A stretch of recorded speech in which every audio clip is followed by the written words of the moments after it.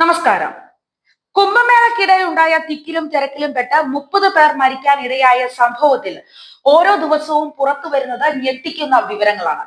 കുംഭമേളയിൽ അമൃത സ്നാനത്തിനിടയിലുണ്ടായ തിക്കിലും തിരക്കിലും പെട്ട് 30 പേർ മരിച്ച സംഭവത്തിന് പിന്നിൽ ഗൂഢാലോചന നടത്തിയ 120 പേരെ തിരിച്ചറിഞ്ഞതായി യോഗി സർക്കാർ അറിയിച്ചു. ഒരൊറ്റ ബസ്സിൽ വന്നിറങ്ങിയവരാണ് ഈ 120 പേരും എന്നാണ് പറയുന്നത്. ഈ വ്യക്തികളാണ് തിക്കും തിരക്കും ഉണ്ടാക്കിയത് എന്ന നിഗമനത്തിലാണ് യോഗി എത്തി നിൽക്കുന്നത്. ഇവരെ തിരിച്ചറിയാൻ ഓപ്പറേഷൻ 120 എന്ന ദൗത്യം UP സർക്കാർ ആരംഭിച്ചിരിക്കുകയാണ്. ഇതിന് ചുക്കാൻ പിടിക്കുന്നതാകട്ടെ യോഗി ആദിത്യനാഥ്. 2500 AI ക്യാമറകളിൽ നിന്നുള്ള ദൃശ്യങ്ങളുടെ സഹായത്തോടെയാണ് UPയിലെ ഭീകരവാദ വിരുദ്ധ സ്ക്വാഡും UPയുടെ പ്രത്യേക ദൗത്യ സംഘവും 30 പേരുടെ മരണത്തെക്കുറിച്ച് അന്വേഷിച്ചു കൊണ്ടിരിക്കുന്നത്. ഓപ്പറേഷൻ 120 എന്ന പേരിൽ മുഖ്യമന്ത്രി യോഗിയുടെ നേതൃത്വത്തിൽ തന്നെ ഇതേക്കുറിച്ച് അന്വേഷണം നടന്നു വരികയാണ്.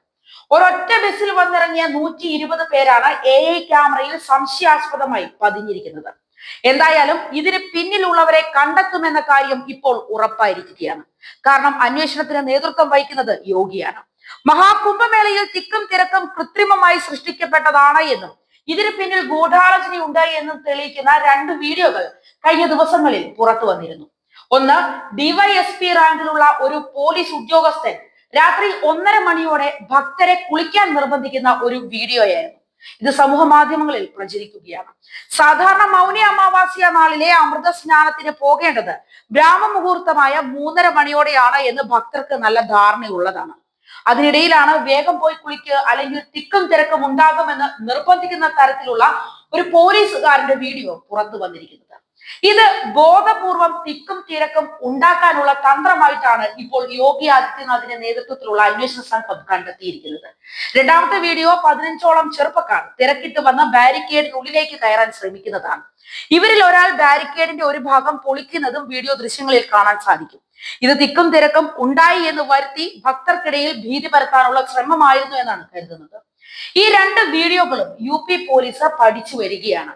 മൂന്നാമത്തെ ഒരു വീഡിയോ മരിച്ചവരുടെ കിഡ്നിയും കരളും പറിച്ചെടുത്ത് പുഴയിൽ എറിയാൻ പറയുന്ന യുവാക്കളുടെ വീഡിയോ ആണ്. അതുപോലെ തന്നെ ചില സമൂഹ മാധ്യമ അക്കൗണ്ടുകളുടെ പിന്നിൽ പ്രവർത്തിക്കുന്നവരെ കുറിച്ച് അന്വേഷണം നടന്നു വരികയാണ്. ഇതുപോലെ തന്നെ വേറെ കുറെ വീഡിയോകളും ലഭ്യമായിട്ടുണ്ട്. ഇത് UP പോലീസ് രഹസ്യമായി സൂക്ഷിച്ചിരിക്കുകയാണ്. തികിലും തിരക്കിലും 30 പേർ മരിച്ച ശേഷം ഏകദേശം 16,000 മൊബൈൽ ഫോണുകൾ സംശയാസ്പദമായ രീതിയിൽ പൊടുന്നനെ സ്വിച്ച് ഓഫ് ആയി എന്നാണ് UP പോലീസ് പറയുന്നു. ഇതിൽ 40ഓളം മലയാളികളുടെ നമ്പറുകളും ഉണ്ടായി എന്ന വിവരമാണ് ഇപ്പോൾ പുറത്തു വന്നുകൊണ്ടിരിക്കുന്നത്. ചിലപ്പോൾ ഇത് ബംഗ്ലാദേശികളാകാം. അപകടം നടന്ന മൗനി അമാവാസ്യ ദിവസമായ ജനുവരി 29-ന് പ്രയാഗ്രാജിലെ ത്രിവേണി സംഗമത്തിലെ ആണ് ഈ ഫോണുകൾ സജീവമായിരുന്നത്. ഇതിൽ ഒരു 120 നമ്പറുകളെ കേന്ദ്രീകരിച്ചാണ് കൂടുതലായിട്ടുള്ള അന്വേഷണം ഇപ്പോൾ നടന്നു വരുന്നത്. കാരണം ഇവർ ആൾക്കൂട്ടത്തിന്റെ നടുവിലുണ്ടായിരുന്നു. അതുകൊണ്ട് തന്നെ ഈ 120 പേരെ കേന്ദ്രീകരിച്ചാണ് അന്വേഷണം മുന്നോട്ട് പോകുന്നത്. അപകടത്തിന് പിന്നിൽ ഭീകര സംഘടനകളുടെ സാന്നിധ്യമുണ്ടോ എന്ന അന്വേഷണവും നടന്നു വരികയാണ്.